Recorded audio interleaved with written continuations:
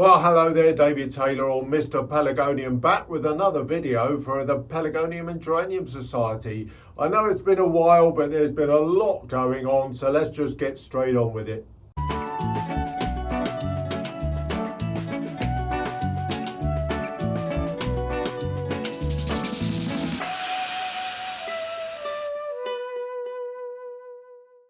Well, welcome back to the channel. I suppose the first thing I should do is apologise. I haven't done that many videos of the Pelargonium Society in recent weeks. Well, it's been about a month actually. Went away on holiday, came back, about an awful lot of things to do. Had a virus as well, probably the well-known one doing the rounds at the moment, but I'm fine, fully recovered from that.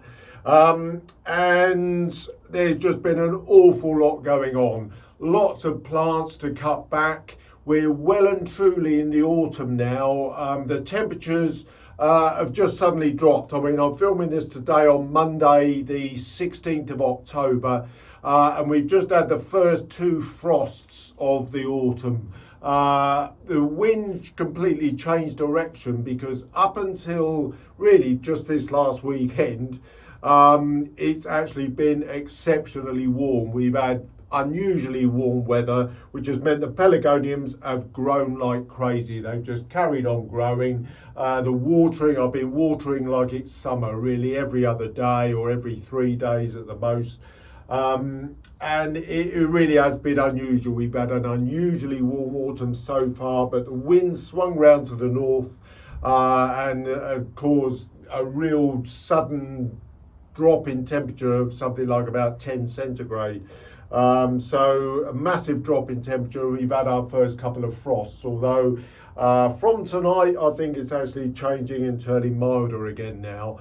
But it has meant that I've had to suddenly cram a load of plants into the glass house. That's what we're having to do now in the northern hemisphere. I realise that if you're in the southern hemisphere, say in Australia, New Zealand, places like that, you're opposite to us. So all I can recommend is look at the videos that I put out in the spring, and that more or less will balance it up for you. But here in the northern hemisphere now, the days are getting very short. Temperatures are dropping, although as I've said, only just about in the last few days. So it really is now beginning, we've got to get our plants in the glass house if you want to overwinter them realistically. And I have been cutting back a good number of my really big plants that I like to keep outside. And what I've done a video of cutting back a really large Lady Plymouth, which is over there. I just filmed it the other day. I only did it about 2 or 3 days ago. And I'll speed that through just so that you can see what I do. Now, the one thing I do have to say, I'm not hoping to make this video very long at all because I have done all these autumn tips and tricks for, maintaining your plants through this autumn period. There are playlists about growing culture and all of those types of things that I've done in the past, and I really don't want to repeat them. As I've said, I cut back a Lady Plymouth, which I'll speed through now.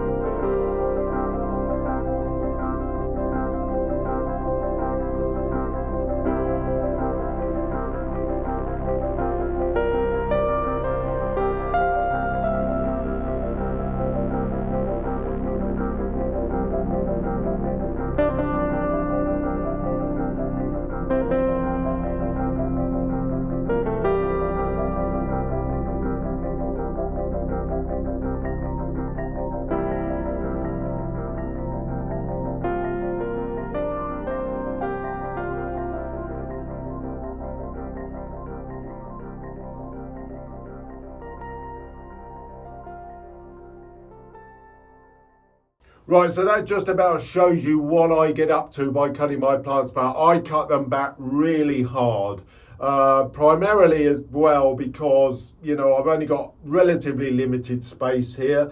So, you know, the plants need to go down really tight to the size of the pot. And realistically, it's the only way that I can squeeze them all into the glass house. Now, something you potentially can do, if you've got plants that have, say, got a really wet root ball, because prior to this little cold snap that we just had, we had a couple of very, very wet days, which if you still had plants outside, the root balls would have got really wet. And what I can only suggest you potentially do, if you're getting them back in your greenhouse, just cut them back relatively lightly, say by about a third. Certainly not like I did with that one where the root ball was dry. You can cut them back by about a third, and then if the root ball is wet, the plant should dry out because you've still got a bit of bulk left on it. And once that root ball has dried out, you can cut it back harder. Don't be frightened to do that because the plants will grow back very quickly come the spring of next year. I mean, that's what a lot of mine will do. I mean, mine, I do continue to give them a feed. I do feed them during the winter. Everybody knows I still maintain a full strength feed, but they are really only getting it, certainly in the midwinter time, once every 2 weeks, really. That's as far as it goes. So that's just a couple of things for you to note. You need to be calming down on your watering now. I've probably gone down to twice a week. As I said, it's only in recent days here that it has really begun to cool down. And one of the ways that we can sort of prevent the need to do a lot of watering is to strip the leaves down. And again, there are plenty of videos about that, so I'm not going to overly stress and really run through that now. But a lot of these leaves can come off of these plants. Here's an overgrown dwarf floribunda type plant. But I will, over the next few weeks, strip these down to a certain extent just to allow air to get around the stems. That's a key thing that you need to be doing at this time of year to enable your stems to breathe and also enable them to not get the dreaded botrytis, which is a real pain, particularly for the zonal group. So just be careful. Blooms I will be taking off now because blooms are one of the worst. Blooms really begin to rot back. In fact, that one's rotting back now. I'll take that off. This is one of my little young standards here. But blooms in particular in a glass house, in a damp glass house at this time of year, can rot off. And as soon as that touches a leaf, it will just rot it off. And the botrytis will set in, and that's when you can get all your problems. So, you know, be really careful with your leaves and your blooms. Obviously, if you're in a sort of drier situation, say maybe in a conservatory or something like that, as long as you're keeping an eye on things, you know, you can let your blooms run. But just as soon as they begin to sort of rot back, just strip them off. If you cut your plants back, then, you know, you shouldn't really need to be watering that much in a cool glass house or in a cold conservatory. You know, you shouldn't really need to be watering them that much at all. But you can see here, I've got one or two on just in this example, one or two yellowing leaves. All these will be stripped off, and I will strip it out just to allow the air to get around those stems. Now, as I've said, I'm very busy. There's a lot of work that I'm doing for the Pelargonium Society at this time of year. So I will not have the time to do a great number of videos. I may do a few on my own Mr Pelargonium YouTube channel just to throw a few little bits in here and there. So keep your eye out for those. But I'm going to call it a day now for this one. As I've said, there's lots of information on the channel in various playlists. So have a look through them and even go back over autumn periods if you're wanting further information or further examples of me doing leaf stripping and things like that.